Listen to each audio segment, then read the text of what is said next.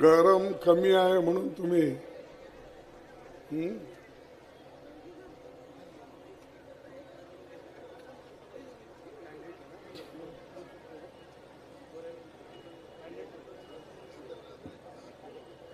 आज के इस सभा में उपस्थित हमारे वसई के कैंडिडेट विजय पाटिल जी,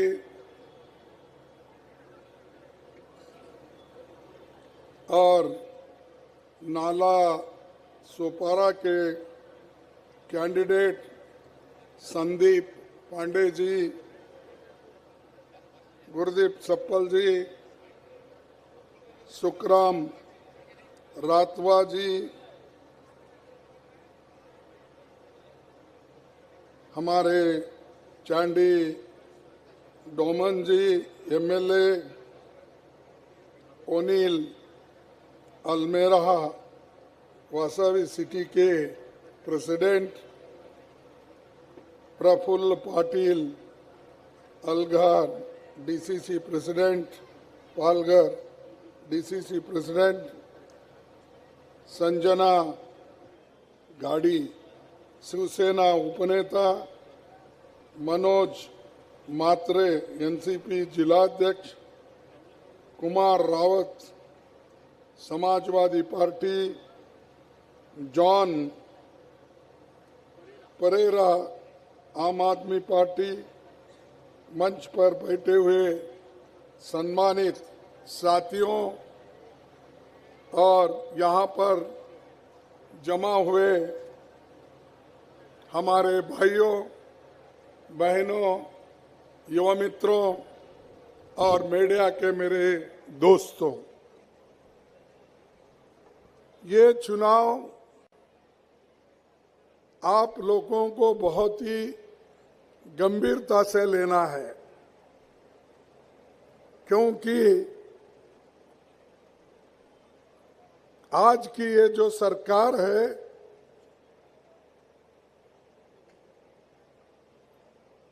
ये सरकार कैसी बनी आपको मालूम है।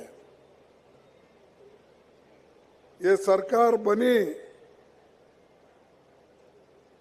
50 खोके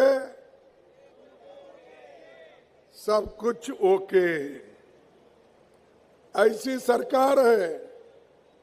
इसको हटाना होगा, इसको मिटाना होगा और तुमको सत्ते पे आना होगा। साथियों, ये तो प्रचार का आखिरी दिन है और परसों 20 तारीख को चुनाव होने जा रहा है। इसीलिए आप सब लोग अपना काम छोड़ के पहला वोटिंग करके आपके बाकी के काम करना चाहिए, क्योंकि ये आपके हक का प्रश्न है। अगर आपके हक सुरक्षित है लोकतंत्र में, आप सुरक्षित हो। अगर लोकतंत्र में आप अपना मतदान नहीं करेंगे, जिस पार्टी को आप चाहते हैं, जो पार्टी कांग्रेस हमेशा आपके साथ काम करते हुए आई है और आज यहां पर हम महाविकास आघाड़ी से सब लोग मिलकर लड़ रहे हैं। किनके खिलाफ लड़ रहे हैं? जो लोग, जिन लोगों को मोदी जी ने चोरी से उठा लेके गया अपने दोस्तों को लगाकर, उन चोरों के खिलाफ आप लड़ रहे हैं। अगर आप इसमें कुछ कमी की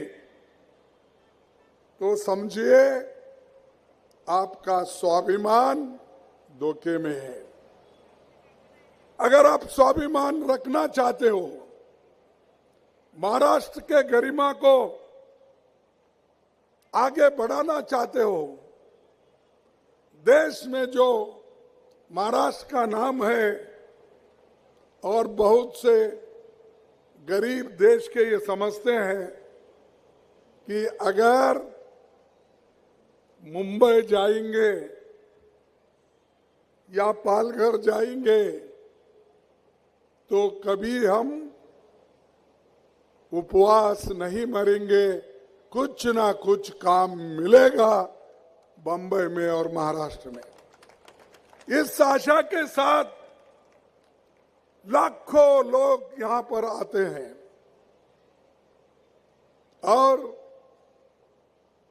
देश की संपत्ति को बढ़ाने का काम भी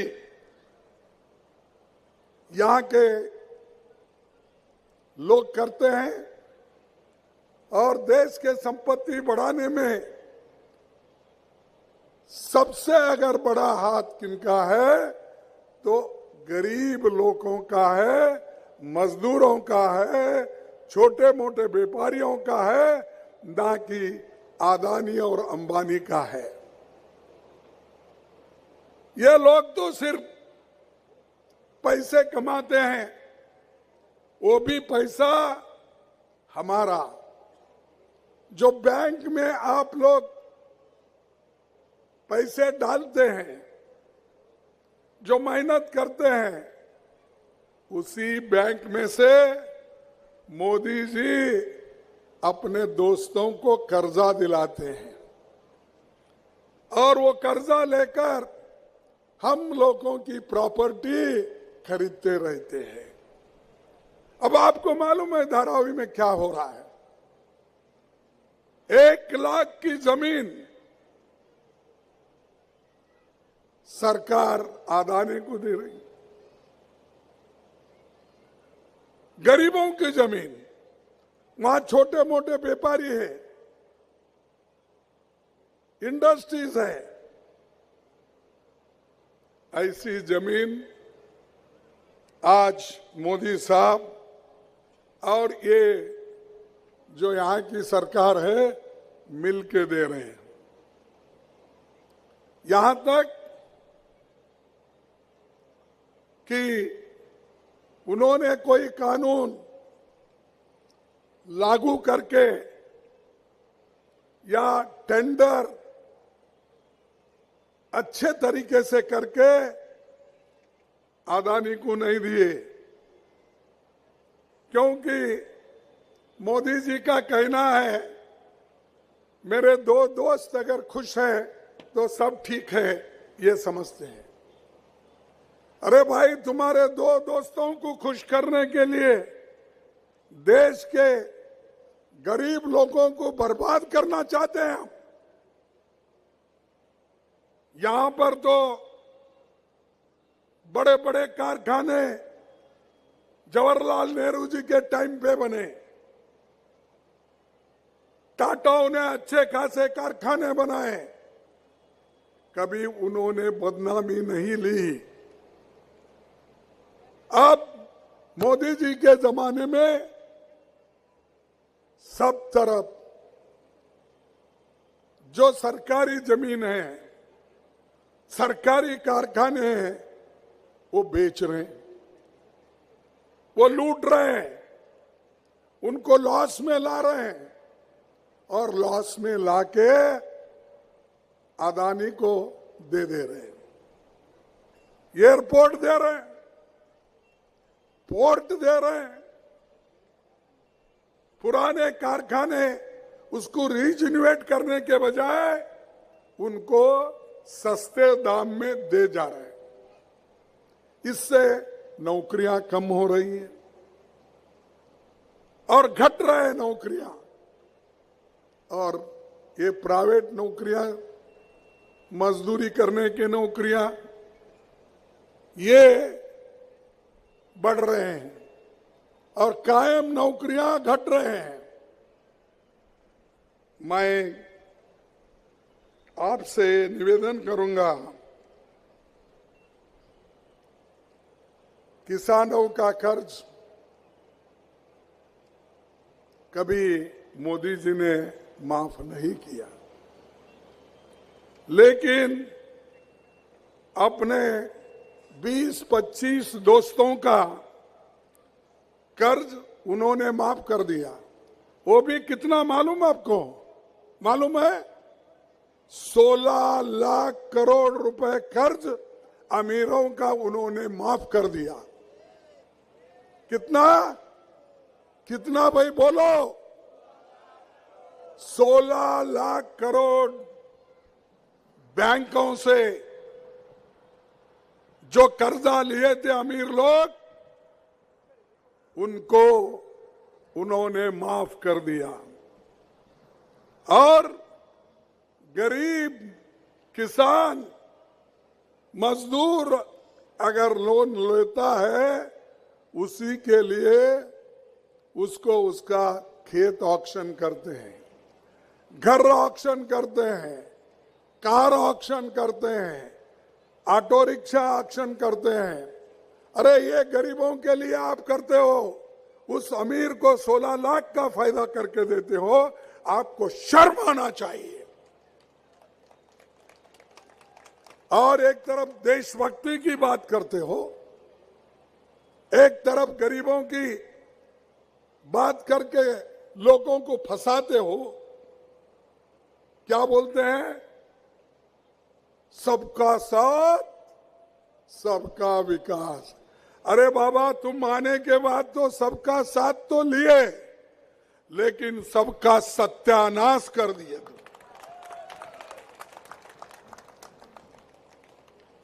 लोगों को बोले 15 लाख नौकरी दिए, 15 लाख नौकरी, 2 करोड़ नौकरी दिए, 2 करोड़ नौकरी हर साल देने का वायदा किए थे, नहीं मिला।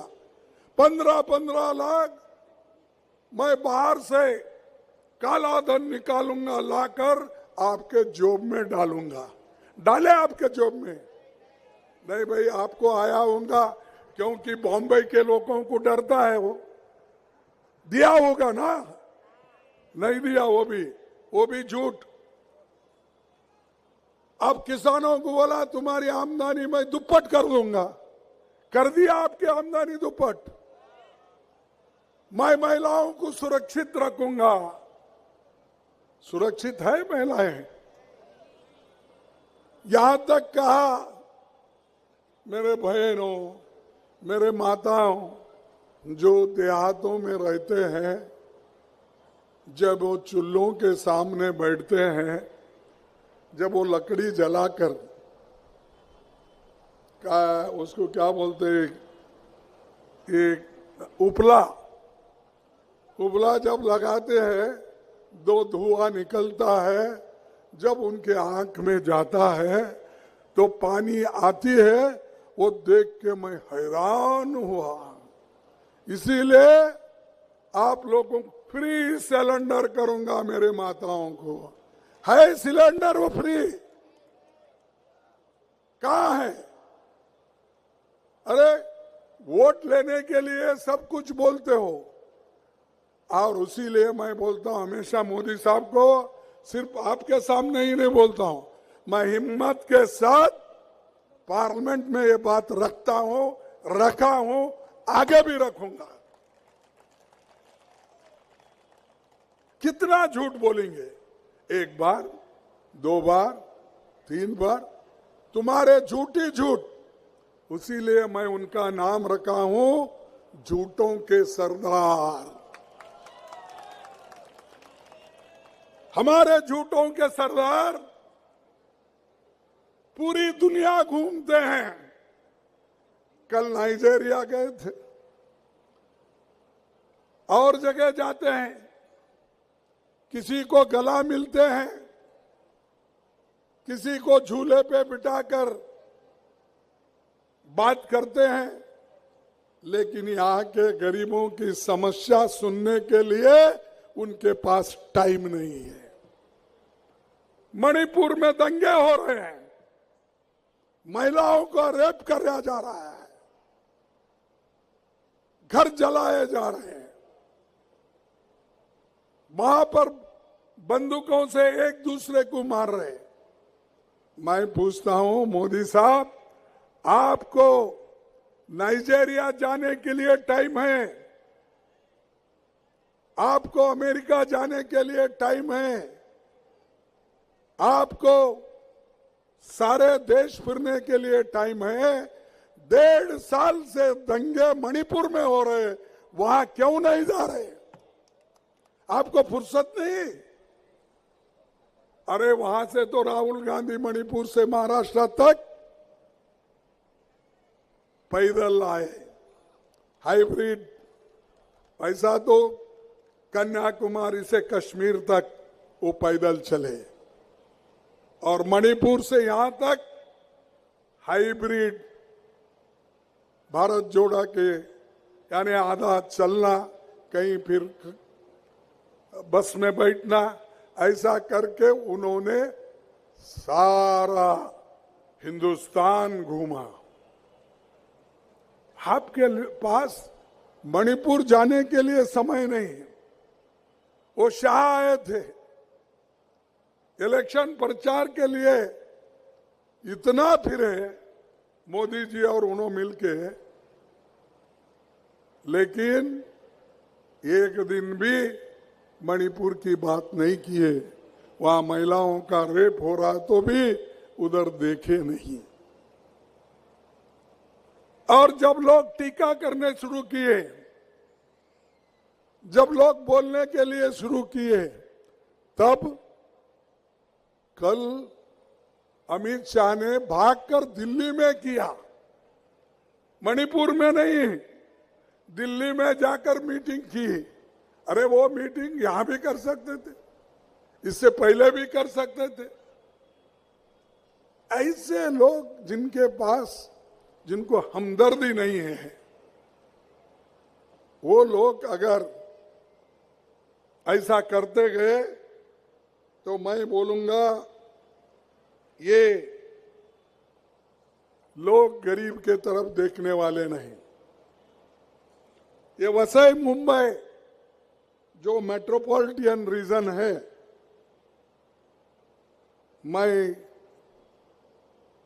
मुझे कोई समझा है कि यहां पर 40,000 यूनिट इंडस्ट्रीज के हैं,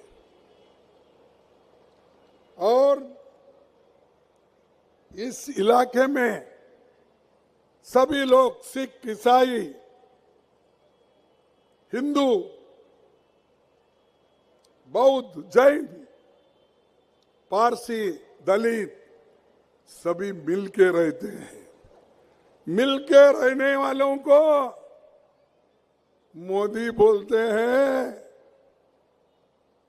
एक है तो सेफ है बोलते हैं।